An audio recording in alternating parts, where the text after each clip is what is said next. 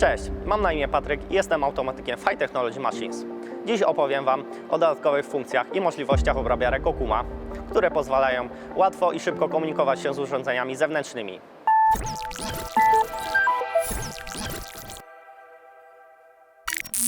API, czyli Application Programming Interface, na sterowniku OSP Okuma jest interfejsem umożliwiającym dostęp do danych maszynowych.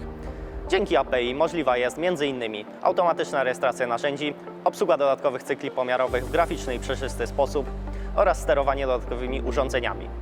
API daje również możliwości integracji centrów obróbczych Okuma w jedną całość, zgodnie z ideą przemysłu 4.0, w ramach której, stosując standardy komunikacji takie jak Office UA czy MQTT, przesyłamy dane maszynowe do zewnętrznych systemów, chmur gromadzących i analizujących dane.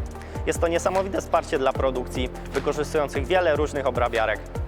Sterownik Okumy umożliwia również integrację z zewnętrznymi urządzeniami komunikującymi się po różnych interfejsach, jak ustawiaki narzędziowe z systemami RFID lub kodami kreskowymi, urządzeniami pomiarowymi i tym podobnych urządzeń.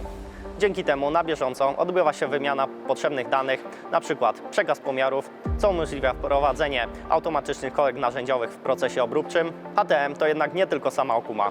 Dostarczamy wsparcie w zakresie opracowania i wdrażania autorskich programów pod indywidualne wymagania oraz integrację zewnętrznych urządzeń z maszynami Okuma.